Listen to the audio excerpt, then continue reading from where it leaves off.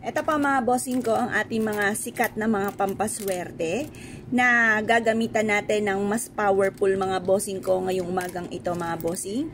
7 words mga bossing ko para maka-attract tayo ng higit na swerte tagumpay sa buhay. Ito pa mga bossing ko ay meron pong barya. Yan, mga barya na kagaganda ng kulay, matitingkad, bagong-bago mga bossing. Ngayon pa mga bossing, mix ko yung gold at saka silver.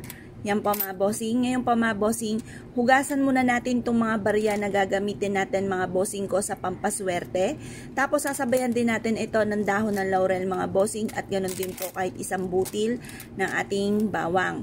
Ang dahon ng laurel ay isa sa mga subok na nagtataboy ng mga negatibong espiritu. Tapos ito naman yung ating bawang. Ito po mga bossing ko ay ganoon din po mga bossing ko, nagtataboy ito ng mga bad spirit at humahatak po ito ng swerte lalo na sa pera.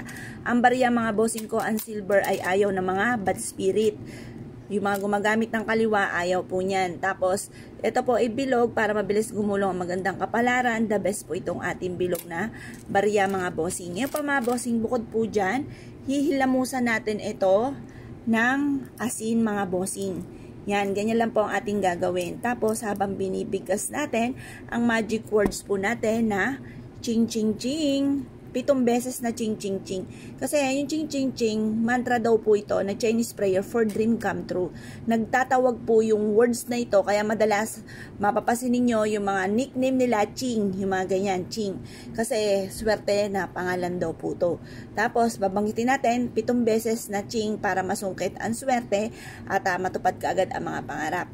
Ching ching ching, ching ching ching, ching ching ching, ching ching ching, ching ching ching. Ayan.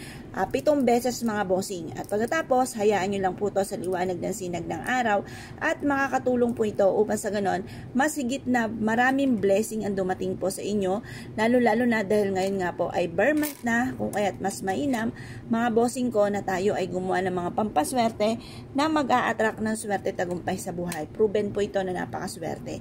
Ngayon pa mga bossing, uugaliin lagi natin na maging positibo, ang iisipin natin mga magaganda, yung mga pangit, iiyak ninyo sa mahal na Panginoon. Ipagdasal nyo, i-release nyo kung ano nagpapabigat ng inyong kalooban. Pagkatapos, yung magdasal, okay na po yun. Pagtapos, ang uugaliin po natin, panay magsasabi tayo ng mga magagandang salitain at kalimutan ng mga pangit na salitain.